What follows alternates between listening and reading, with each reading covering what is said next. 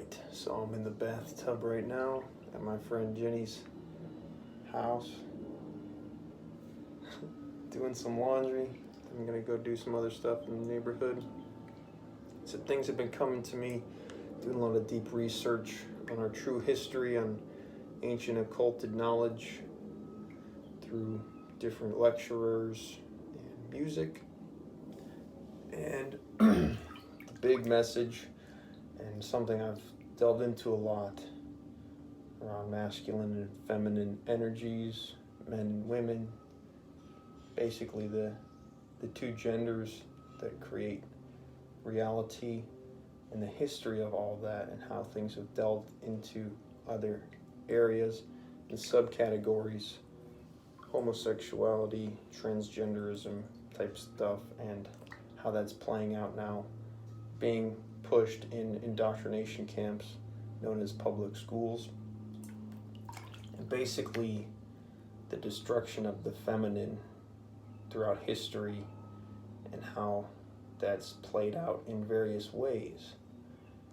And for me, my gripe for a while, being in my late 20s now, the last, 5, 6, 7 years, or at least as long as I was aware of it, but it's definitely been going on longer, is this third wave feminism, toxic feminism, neo-feminism. And my backlash against that was having a lot of sex with women, being reckless with my body, my energy, and sneaking out little jabs in my comedy and my music. So the few songs that I did put out,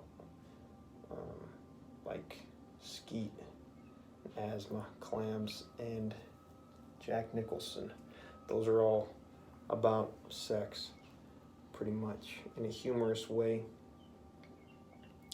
And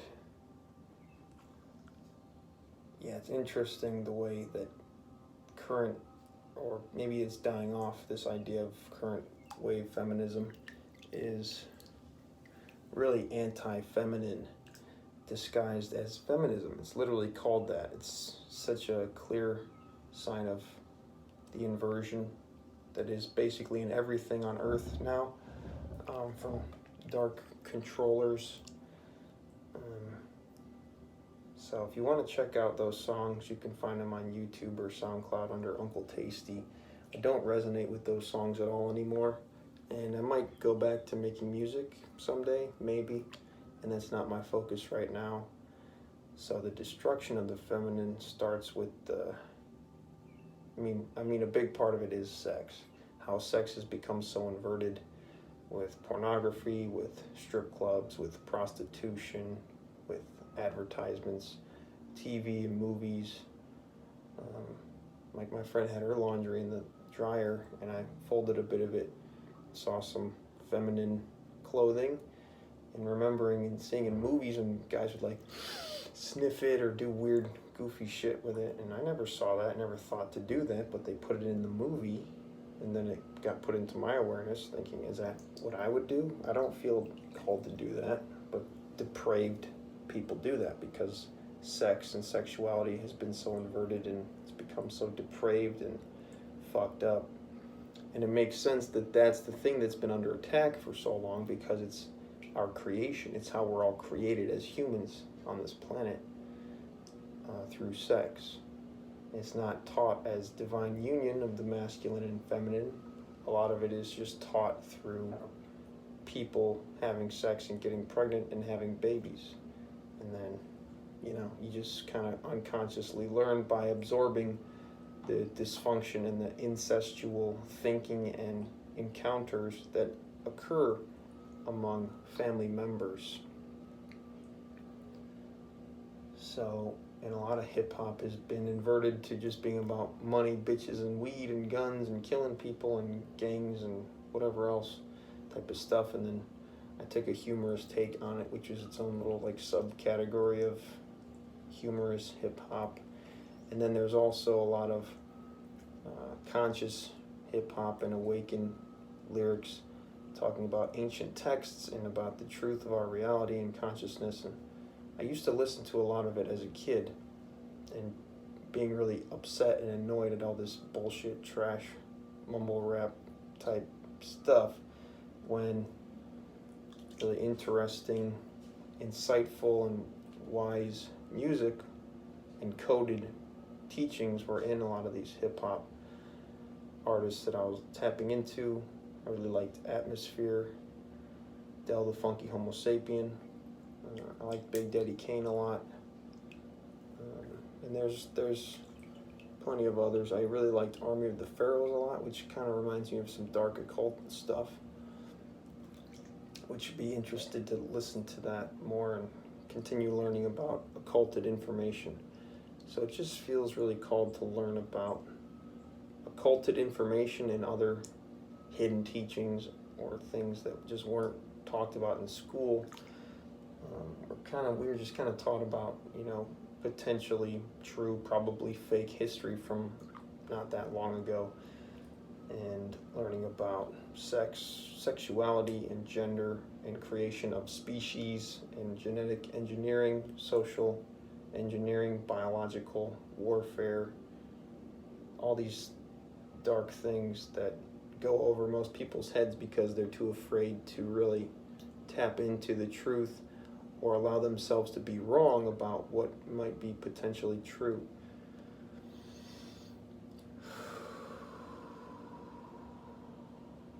So, something that came to me, they're talking about critical race theory and teaching about transgenderedness in schools to kids.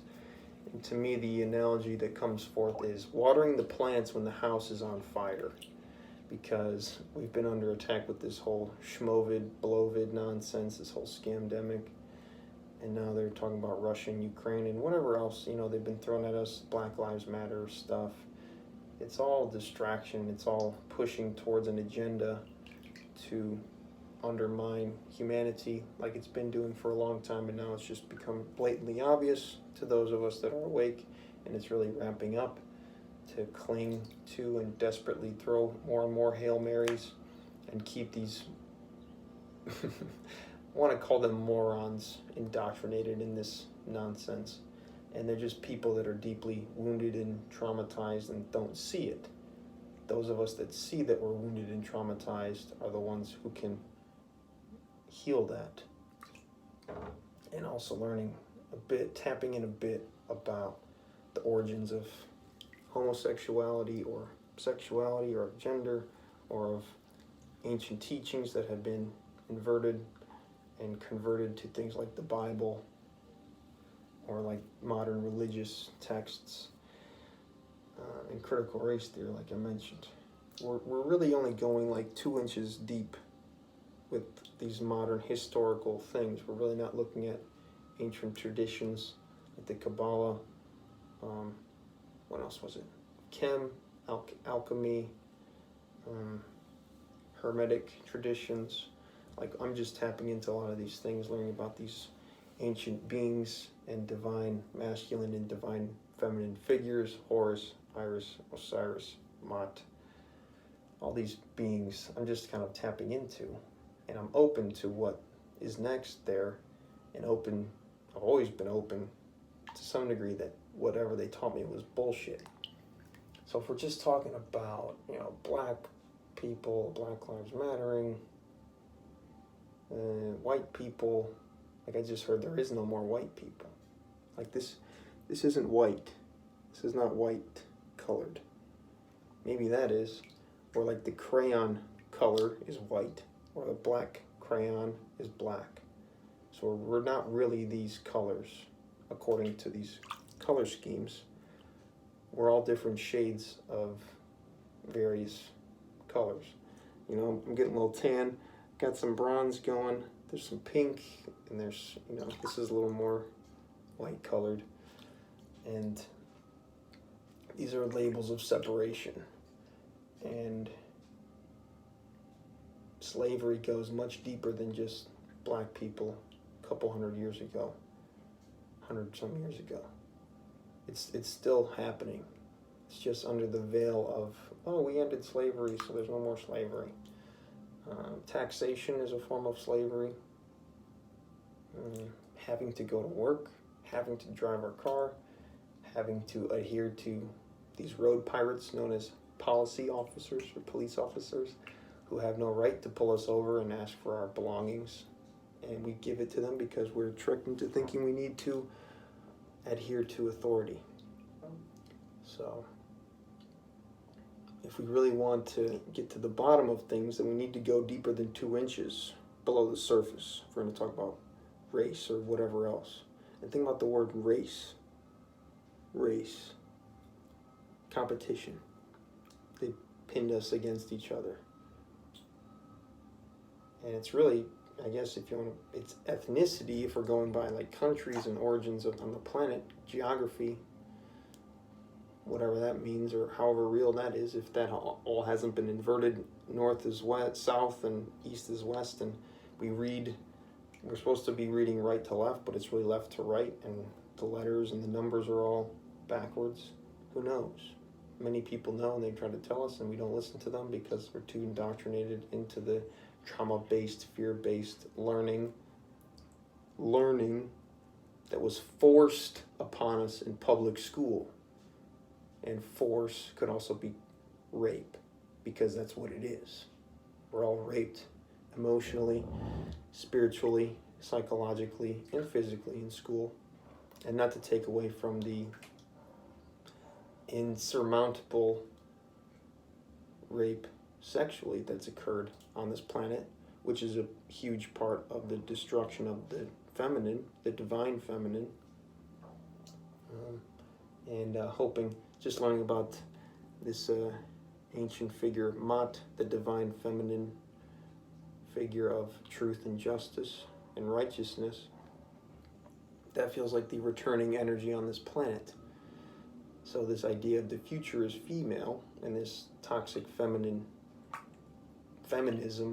aspect is seemingly, it's really the wounded masculine, same energy, control, domination, violence, defeminizing and demasculinizing the population under this guise of women are going to be running shit.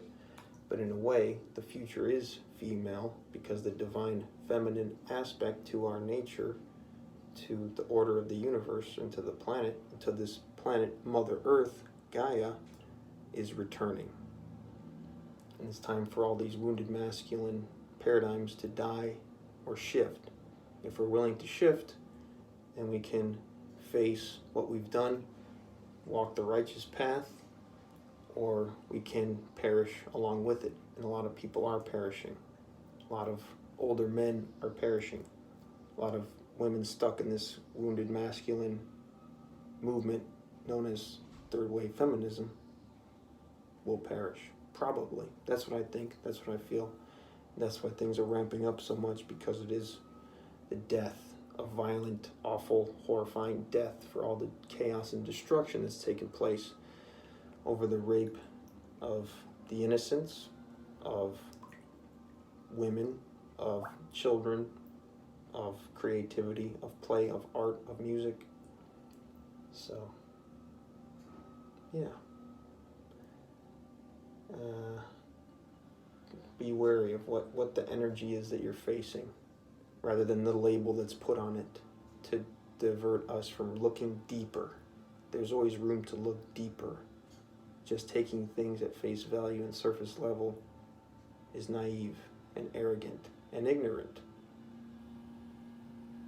There's too much information out there to be ignorant now, or to be nescient, and still people are choosing to be ignorant. It's right in front of our faces. We get to look at it.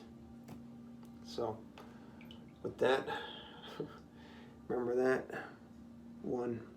That's a Beastie Boys line. Be true to yourself and you will never fall. Love y'all. Take care. Peace.